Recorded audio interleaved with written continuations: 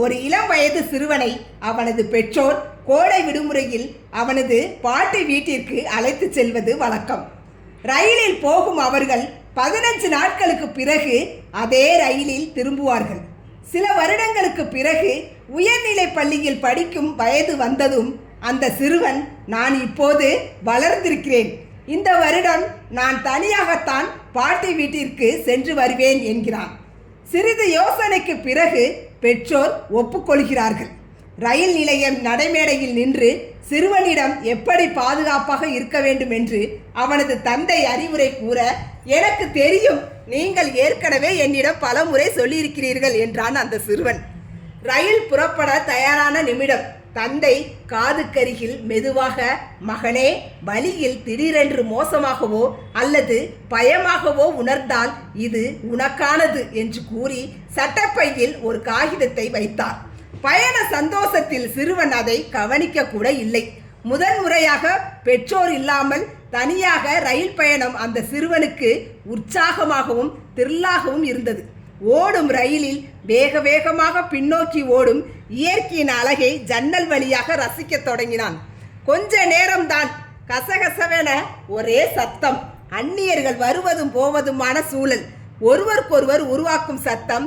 மெல்ல மெல்ல தான் தனியாக இருக்கிறோம் என்று அந்த சிறுவன் உணரத் தொடங்குகிறான்.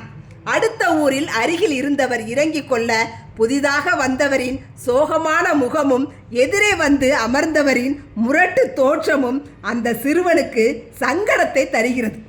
இப்போது கொஞ்சம் பயப்பட தொடங்குகிறான். வயிறு வலிப்பது போல தெரிகிறது. ரயிலின் வேகத்தை போல தடதடவென இதயம் கொஞ்சம் வேகமாக துடிப்பது போல் இருக்கிறது. ஜன்னலோர இருக்கையில் தலையை தாழ்த்தி மூளையில் பதுங்கிக் கொள்கிறான். அவன் கண்களில் கண்ணீர் எழுகிறது.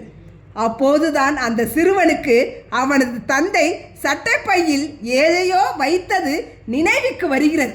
நடுங்கும் கையால் அந்த காகிதத்தை எடுத்து பிரித்து பார்க்கிறான்.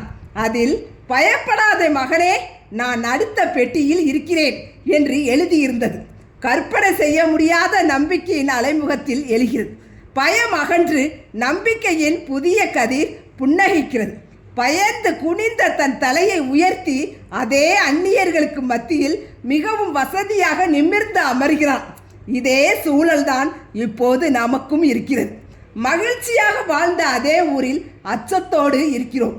நோயை விட அது குறித்த அச்சம்தான் பலரை கொள்கிறது. பொதுவாக எல்லோருக்கும் இறைவனின் நம்பிக்கை இருப்பது வழக்கம். இந்த உலகத்திற்கு நம்மை அனுப்பிய போது நம் இதயத்தில் இறைவன் ஒரு காகிதத்தை வைத்திருக்கிறான். அதில் உன்னோடு நான் இருக்கிறேன், உன்னோடு பயணம் செய்கிறேன் என்று எழுதியிருக்கிறது. ஆக, எனவே பீதியும் மனச்சோர்வும் அடையாமல் இருப்போம். பயமும் அச்சமும் நமது உடல் மற்றும் மன ஆரோக்கியத்தை பாதிக்கும்.